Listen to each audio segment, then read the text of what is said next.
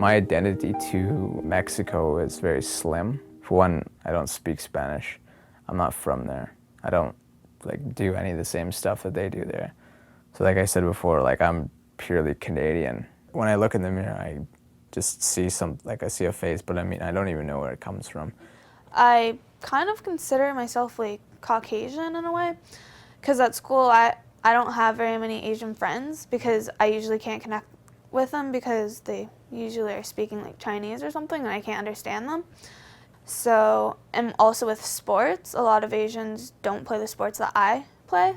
They'll play tennis and badminton, stereotypically. Being raised in a small town and being one of the few dark people there are, because the only other dark people that are there are the First Nations bands that are around, and they live way out of town or somewhere else. And for the longest time, I would consider myself as a young child. I would just think I was white until I came into school, and it was pointed out to me in my face that I'm not, and that was hard, and it made me really angry. And there was a surprising amount of racism involved in it, and this is from this is when I started kindergarten, and ever since then I've been sort of trying to find what my cultural identity is.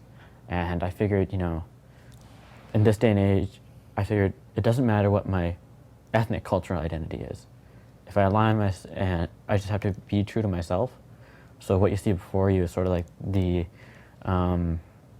result of just searching, and I realized, it doesn't matter.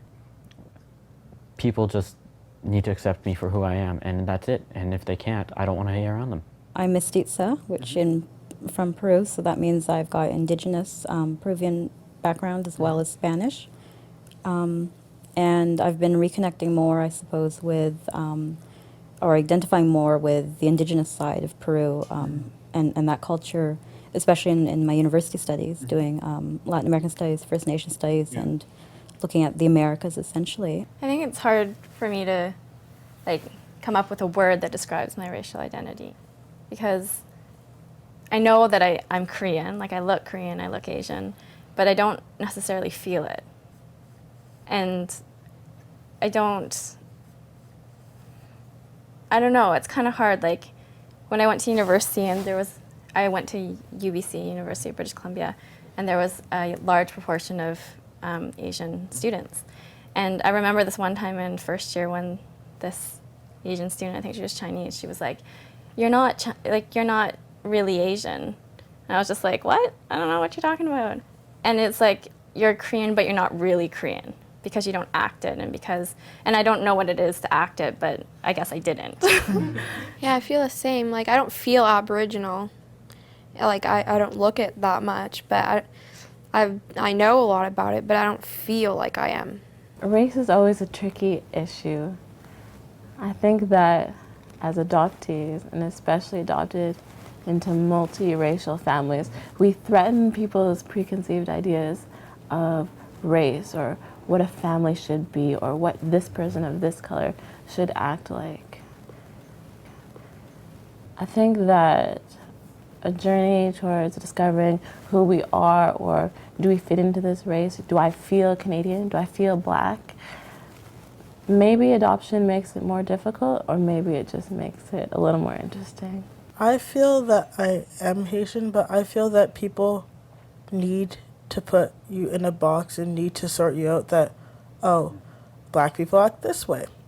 Asian girls are supposed to act this way. Asian boys are supposed to act this way. And if you're not in their box, they just don't know what to do with you, and then you're kind of cast out oh, that one's a little different, so I don't want to deal with her. So I don't want to deal with her because then I have to change my way of thinking. To them, you're not normal, but then you want to be normal to them, so you try to be something you're not, and it just makes you frustrated. My mom and dad have always taught me that this is you. You have to be okay with you, and then others they might not even change their opinion or whatever, but just be okay with you, because it's not your fault that other people are closed-minded. When you're kind of first faced with it, you can easily let it make you feel like you're wrong and you're the one who doesn't fit in the box. But I think over time, at least I've found that you kind of come to realize that it's their box and and it's not who you need to please, and it's not where you need to fit, and you know where you fit and you know who you are. Well, growing up, I never really had, I actually had a lot of Latin friends. They're from El Salvador, and my brother and sister are from Guatemala. So that helped a bit, or helped a lot, I'd say, just being around more Latin people. Role models play a huge part in shaping who you are, especially if you've had them since you were little and they're consistent in your lives. I know with my mom, just her strength and her willingness to kind of give herself to her children makes me want to do that for my children when I have them. But also with respect to adoption, I think that seeing her and my dad also being so okay with having a multicultural family and adoptive children made me really okay with the adoption. I think that the way she answered questions when they were asked and the way she presented us and the way we interacted with our community made me really comfortable with who I am and our family. My role model, or my hero I call, would be my birth dad, because my birth mom died when she was having me.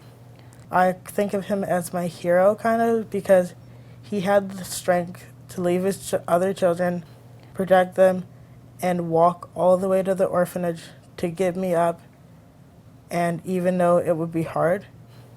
But so I kind of think that if he can do that, then I can face anything pretty much.